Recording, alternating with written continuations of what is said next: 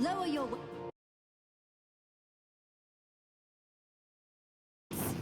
We've come here to talk. I would know who leads my enemy's army. Tell me, why is your face so like my handmaid's? And my own? Why does an Archon stand against her own kind?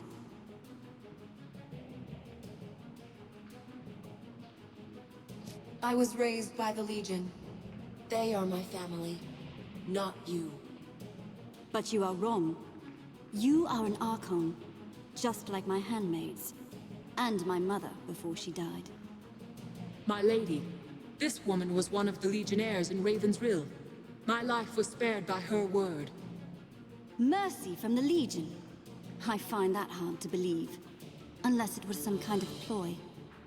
Violence has always been the Legion's way, ever since Hugh Montbaron murdered the old king. Did you plan the same for little Queen Mouse? The Queen doesn't believe your lies.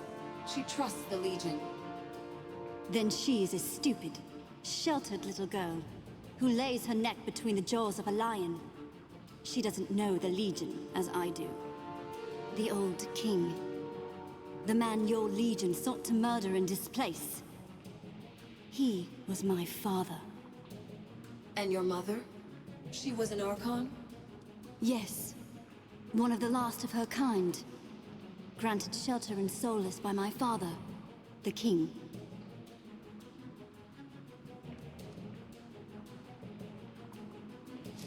If your father was the old king, then you and Roslyn are family. By blood, Roslyn is my niece. But I will never call her kin. Her family stood by, content to watch, while I destroyed the Legion and avenged our father. Only then did they turn against me. They raised an army to put me in chains. A mistake, they'd tell you. If they were not all dead. Roslyn said nothing of this to me. Does she know that she's your niece? Perhaps she doesn't know, if her family kept it from her. What better way to let a shameful secret die?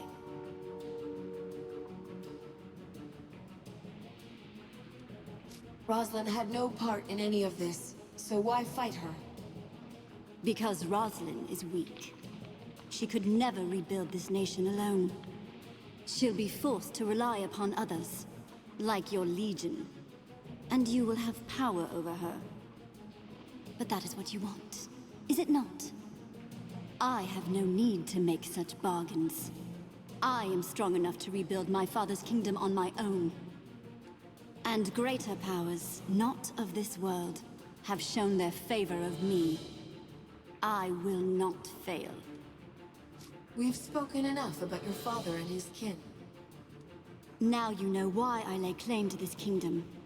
I am well within my rights. If it's true that your mother was an Archon, what brought her to Ebb? She came to this world with her sisters, seeking the lost gods they once served.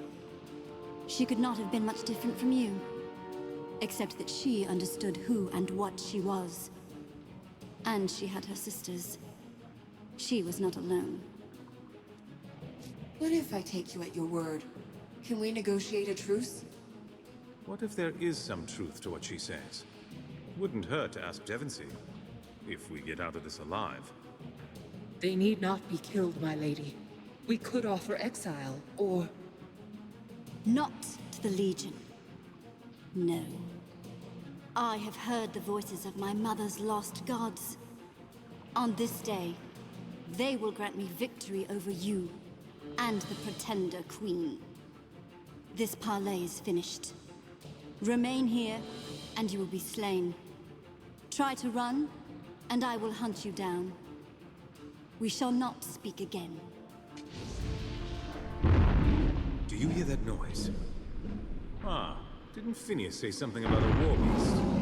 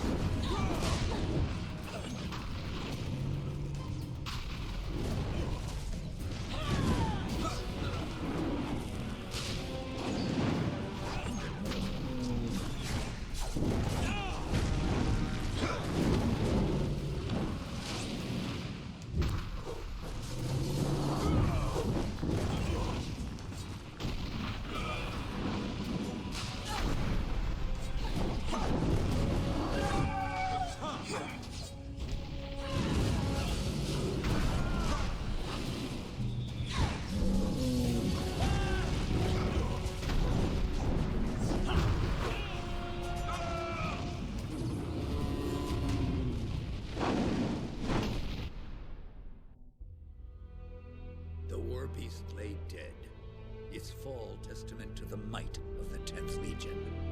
But it seemed a Pyrrhic victory as the Azunite army pushed into the deep well. Hundreds of soldiers poured from the tunnels, easily outnumbering the Royalist forces. You and your allies fled before them, but this was not the defeat it might have seemed. Without the stone stream to refresh it, the air in the deep well was a seething cauldron of explosive gas, awaiting the merest spark. That spark, the Royalists were all too happy to provide. The explosion collapsed the well, entombing the Azunites beneath the mountain, and shattering Jane Cassinder's hopes of destroying the Queen. Would that Cassinder herself had been buried there, along with her men. But such an end was not her fate. Jane's army is fleeing down the mountain. The woman lives, but we're safe from her. For now. The victory is yours. We owe the Legion our lives. I'm told that Jane spoke to you. She mentioned the old king, no doubt. And the Legion's role in his murder. I need to know what really happened. All the facts, no matter how shameful. We ought to begin more conversations this way. Jane Cassinder spoke the truth, as far as she understands it. The commanders of the Legion did conspire to unseat the old king. The goal was never to murder the old king, only to replace him with his eldest son. But the king resisted, and the matter went awry. You must understand. My grandfather was a monster. Even his own children despised him.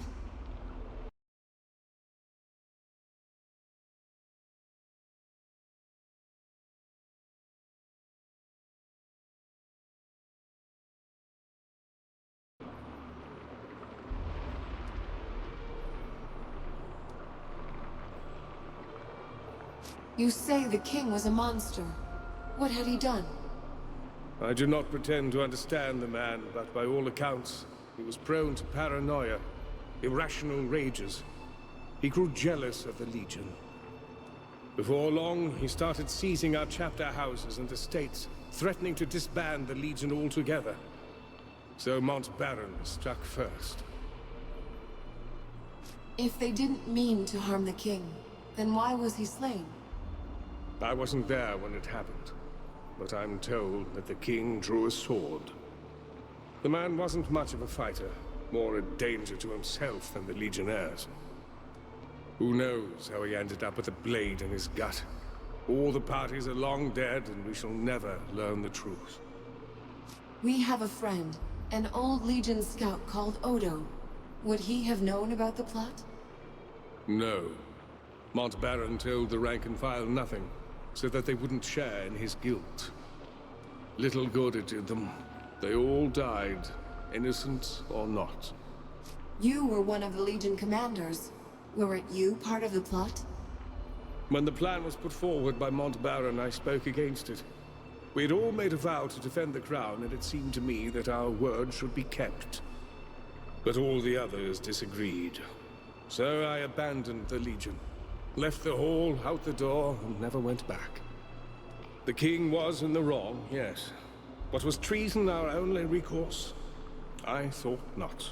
You were the only one who abandoned the Legion over this? A good friend followed me into exile. His name was Garin Marcel. We served the royal family as generals during the war with Jane. Garin died at the Battle of Drifter's Cross. Phineas is his son. Phineas has Legion blood? I'd never have guessed. Seems a bit cerebral, doesn't he? Jane told me something else. She said that she was the king's illegitimate daughter. Ah, the old rumors. I can't say for sure, but I am inclined to believe them. Jane Cassinda shares my blood? What else have you not told me, Lord Devonsey? The woman lost her father. Her family betrayed her. That doesn't excuse what she's done, but at least now I understand. I would ask one more favor of the Legion. Should you meet her again, will you spare Jane Cassinda's life? Your Majesty, she's been hunting you and your family for years. Why would you ask me to spare her life? This mountain once bustled with dwarves, and now they are gone. Dead so that I might keep my crown. My parents, my maids and courtiers, all of Lord Devonsy's men. Too many have died for my sake. Your Majesty, think of the political ramifications. If Jane Cassinda dies, do you think the cities of the East will bow their heads? No. They will curse us for murdering their living saint, and the war will drag on. Whereas if we come to an agreement and Jane is kept alive, the war ends peacefully. You assume that the woman will surrender at all. I wouldn't make such a wager. If she's willing to surrender, I'll let Jane live. Lord Devonsy will surely chastise me for my gentle nature, but I am sure this is the right course. Whatever happens, the Legion has my trust and support. I shall send riders to all the towns and villages that support the Queen with news of our alliance. You have the word of the Royal Court. All Western Ebb will stand united behind the Legion.